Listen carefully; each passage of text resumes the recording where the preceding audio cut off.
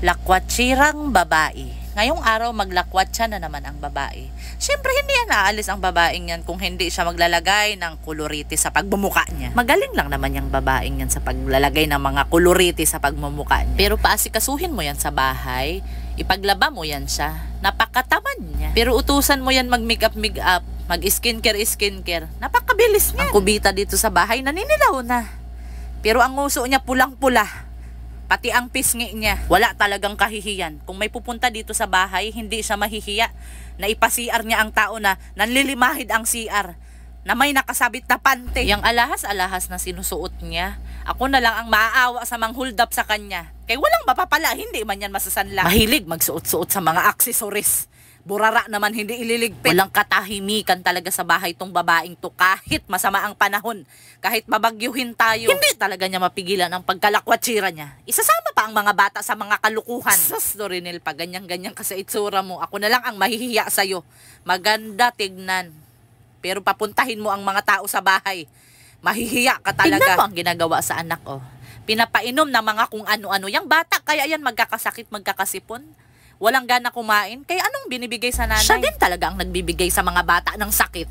Kaya alam naman na hindi pa yan kumakain ng bata, paiinumin ng mga shake-shake na yan. Isa pa rin tong asawa sa babae, na nagkukonsinti sa asawa niya, na imbis mapagsabihan, natatakot sumusunod sa asawa niya. Malamang itong si Ricardo, ginayuma to ni Dorinel.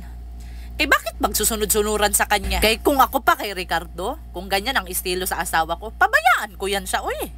Iiwanan. Napakaswerte naman yung magsunod-sunuran ako. Tignan mo ang lalaki. Binibidyohan pa ang asawa. Susuportahan niya talaga ang pinagagawa sa asawa. Kung ako kay Ricardo, hindi ako magsunod-sunuran kay Dorinel. Sus! Pero anong magagawa natin kay ginayuma man ang lalaki? Ay, wala tayong magagawa kapag gayuma ang umipik. Kaya siguro bihira lang maglalaban ng panty ang babae kay ginagamit niya yan pang gayuma sa asawa niya. Hindi talaga mahihiya ang babae, oh. Maghawak-hawak siya sa mga damit niya na nakadisplay na hindi naman bibili. Ganyan ang gusto sa babae, oh. Pag makalabas siya, ang magkain-kain sa labas. Kay sosyalira man. Hindi man yan kakain sa lutong bahay. Gusto niyang magpakasosyal kakain sa labas. Hindi yan siya mapakali pag makahawak ng pira. Kay one day millionaire man. Yang headset na yan, nakailang bili na siya niyang babae. Kaya sobrang bingi na. Kakasuksok niya yung mga headset na yan sa tinga niya. Yung mga bata kahit gusto niyan mag-iste sa bahay, hindi maka-iste. Kay ang nanay lakwatsira. Madadamay ang bata kahit gusto magpahinga, gusto matulog sa tanghali. Yung mga bata mahihirapan yan lumaki. Kaya hindi nakakatulog sa ayos. Sa tanghali, dapat ang bata natutulog. Pero tignan mo ang ginagawa sa nanay, dinadala sa mga shopping mall. Panay-panay pa ang bili sa laruan sa mga bata. Tamad naman magligpit. Panay ang reklamo na palaging nagkakalat ang mga bata. Kaya siya lang din naman ang may kagagawan. Yung mga pinambibili niya sa laruan sa mga bata, kung ibinili niya lang yun sa pagkain, nabusog pa ang mga bata. Masisiyahan pa ang mga bata, magkaroon pa ng sustansya. Tignan mo ngayon ang bata, nagdidi na naman ang malamig. Sigurado ako, sisipunin o ubuhin na naman yung bata. Kakabaga na naman yan sa pinagagawa sa nanay. Hindi talaga nag-iisip. Yung bata, nilalabas niya na walang mga panguntra, hindi nilalagyan ng pula sa noo.